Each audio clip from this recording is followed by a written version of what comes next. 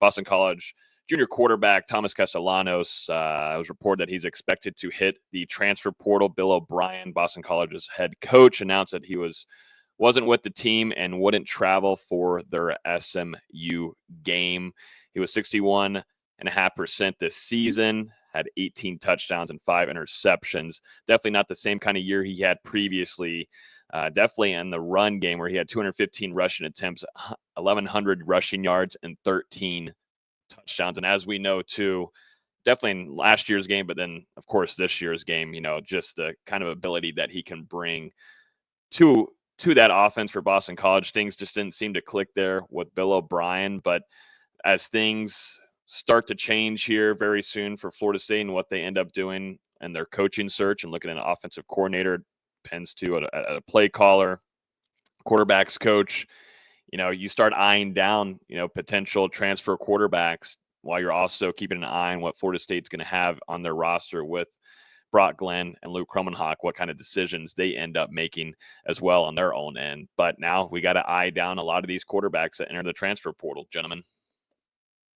Yeah, I don't think that this is going to be one where Florida State is probably going to pursue. I think they're looking, if they are going to bring in a transfer quarterback, you want someone that's a little bit more proven with their production as a passer and also just more consistent. I think Castellanos, you look at his stats, he took some progression this year as a passer. Didn't seem like he was really much of a fit for that offense that Bill O'Brien is trying to install there as the new head coach at Boston College.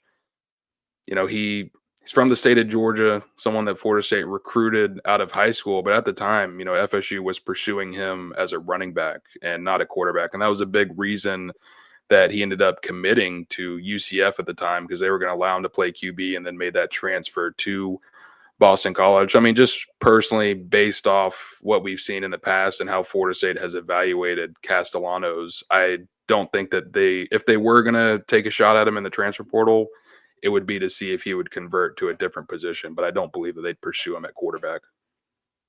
Yeah, I would tend to agree. Obviously, Castellanos has a lot of the same things that Jordan Travis brought to the table with his ability to use his legs, but I don't think he's anywhere near the passer that Travis ended up being over his last couple of seasons. And Castellanos is already a junior; he's going into his senior season, so it's not like he has a lot of time to continue to progress. And I don't know if it's going to be the exact fit. We'll see.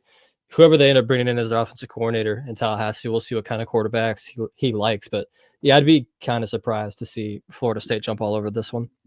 And this is a move you can't mess up. I mean, you've got to make one that is going to bring you success in 2025, because we could very well be talking about Mike Norvell's job on the line, depending on if Florida State gets off to a really poor start next season. I mean, that pushback from the fans and boosters, that could force the administration's hand. So this is a critical move when you're talking about Norvell's tenure in Tallahassee, and to take that risk on Castellanos, I think it's just too great for Florida State, and especially when you saw the way that things backfired this year.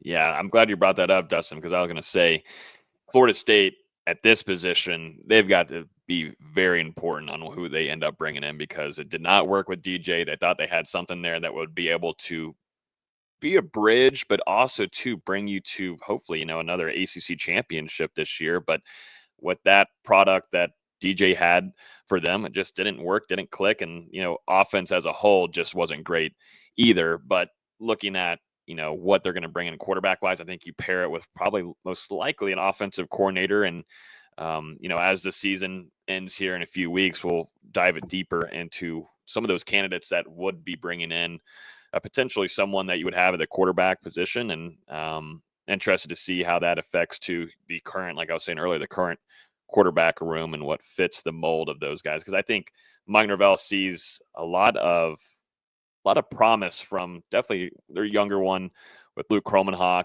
and definitely want to keep him in the fold. And the same probably goes for Brock Glenn as well, but those two are going to make a decision for themselves.